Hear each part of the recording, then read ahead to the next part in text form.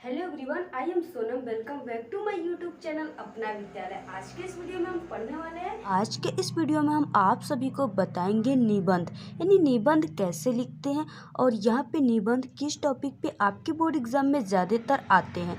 तो यहाँ पे देखिए हम आपको बताने वाले हैं पर्यावरण प्रदूषण की समस्या और समाधान, यानी आपके बोर्ड एग्जाम में इससे रिलेटेड कौन कौन से टॉपिक आ जाएंगे जिस पे आप यही निबंध लिखेंगे। और हाँ, आपको हम ये भी बताने वाले हैं कि अगर आप क्लास 10th में पढ़ रहे हैं तो आपको निबंध कितने पेज लिखना चाहिए, अगर आप क्लास 12th में पढ़ रहे हो तो आपको निबंध कितने पेज लिखना चाहिए कि आपको पूरे नंबर मिलेंगे। तो यहाँ पे हम आपको ये भी बताने वाले हैं। तो सबसे पहले वीडियो को कर दीजिए लाइक और चैनल को सब्सक्राइब। ओके, तो यहाँ पे देखिए और आपको हम बिल्कुल एक ट्रिक और टिप्स बताएंगे जिससे कि आप बिना पढ़े कोई भी टॉपिक पे निबंध लिख लेंगे। तो यहाँ पे देखिए सबसे पहले हम ये जानेंगे कि निबंध, और हाँ यहाँ पे हम ये भी आपको बताएंगे कि निबंध कैसे लिखा जाता है, निबंध लिखते समय किन किन बातों का ध्यान रखा जाता है और किस तरीके से लिखेंगे जिससे कि जो टीचर होता है वो कॉपी चेक करने वाला वो आपके देखते ही निबंध को पूरे नंबर दे देगा।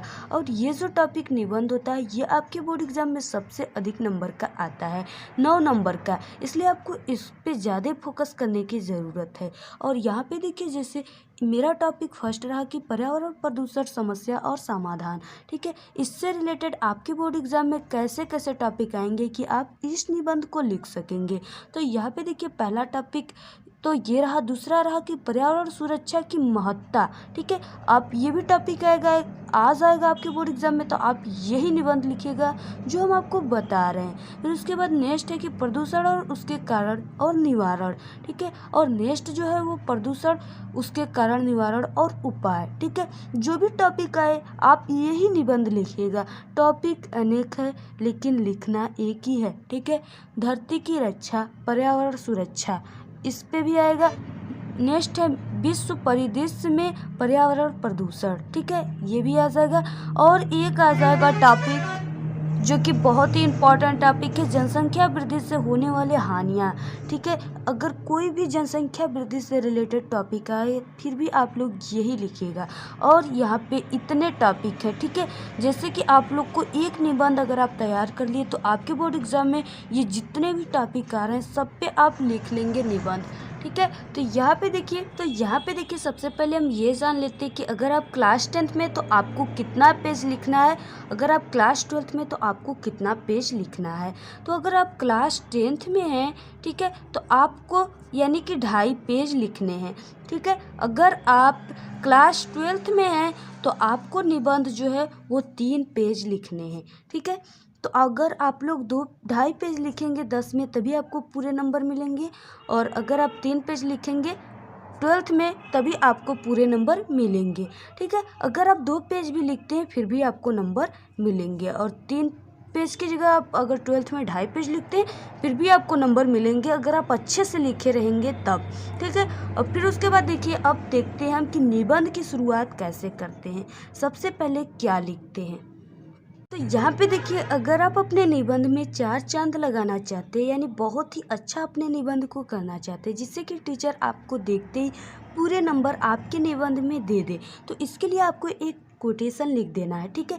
एक यहाँ पे जैसे कहावते के रूप में लिख देना है, जैसे यहाँ पे हमने लिख रखा है, हम सब की है ये जिम्मेदारी, प्रदूषण से मुक्त हो दुनिया हमारी, ठीक है। इस तरीके से आप लोग लिख दीजिएगा। फिर उसके बाद देखिए सभी निबंध में आपको सबसे पहले प्रस्तावना लिखना होता है। तो प्रस्तावना यहाँ पे आपको कैसे लिखना है, तो यहाँ पे जैसे आपको प्रस्तावना में देखिए क्या लिखना है।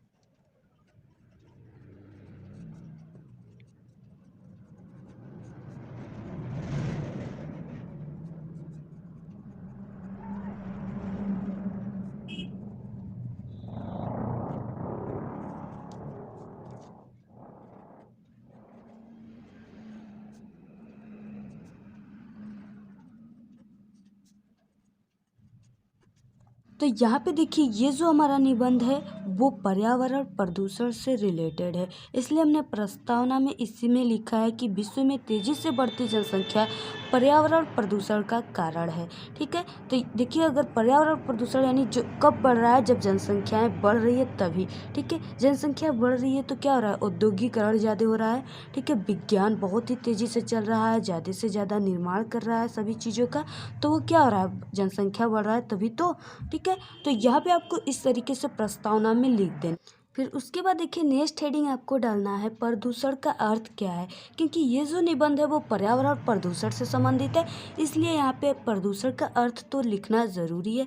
तो यहाँ पे देखिए आपको प्रदूषण का अर्थ बिल्कुल आम भाषा में यानी बिल्कुल सरल भाषा में किस तरीके से लिखना है और काफ़ी करेक्ट आंसर तो वो है कि यहाँ पे प्रदूषण का अर्थ इस तरीके से आपको हेडिंग डालना है। एग्ज़ाम में आपके ब्लैक स्केच का ही यूज करना है और ब्लू स्केच का, ठीक है, और ब्लू पेन का ही। ठीक है, इसके अलावा आपको कोई भी रंगीन पेन का यूज नहीं करना है।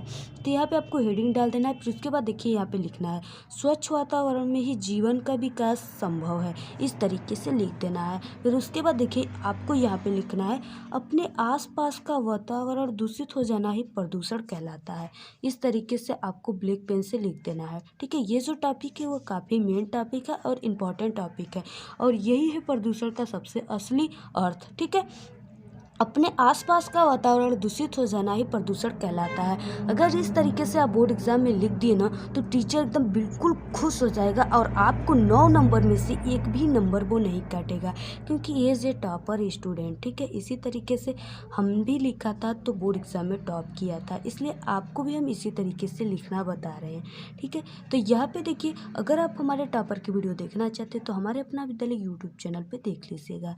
फिर उसके बाद देखिए नेक्स्ट जो टॉपिक है वो है प्रदूषण के प्रकार। ठीक है, यहाँ पे प्रदूषण के कई प्रकार होते हैं। यहाँ पे आपको लिखना है कि आज के वातावरण में प्रदूषण जो होता है वो निम्न रूपों में दिखाई देता है या पड़ता है।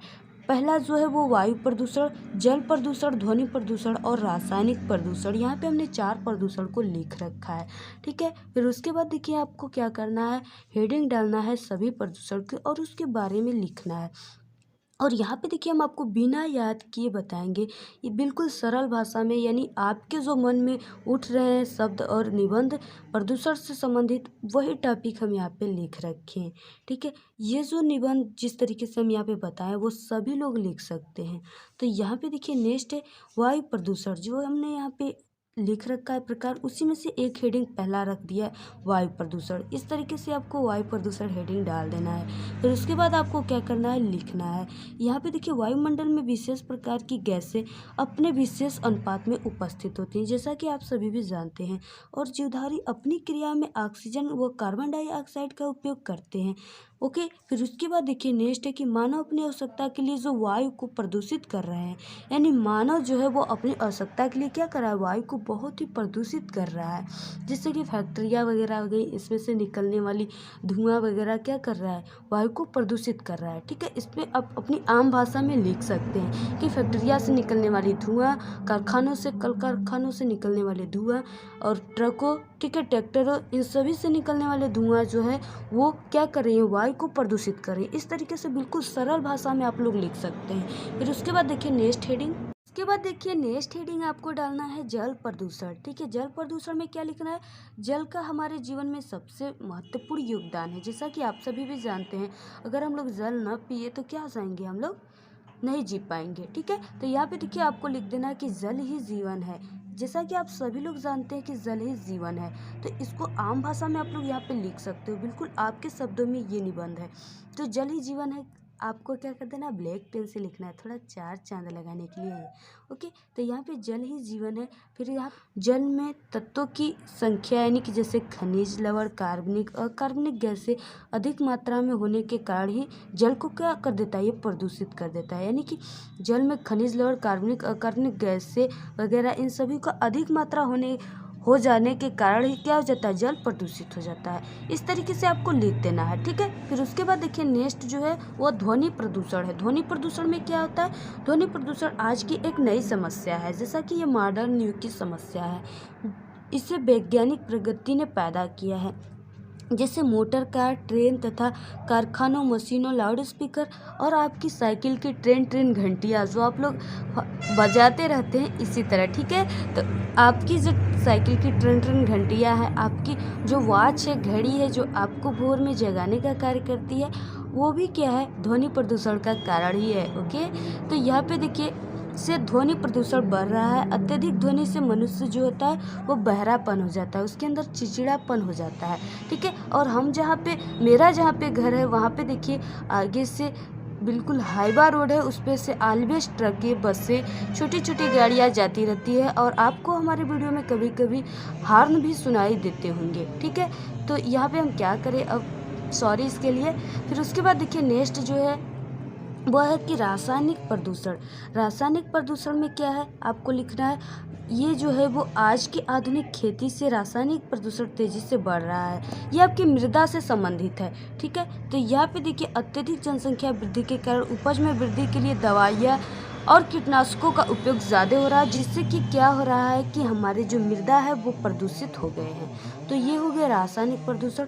और नेक्स्ट हेडिंग जो है वो प्रदूषण के कारण है, यानी प्रदूषण का कारण क्या होता है, तो वह है पर्यावरण प्रदूषण का सबसे बड़ा जो कारण है वो विश्व में तेजी से जनसंख्या वृद्धि है।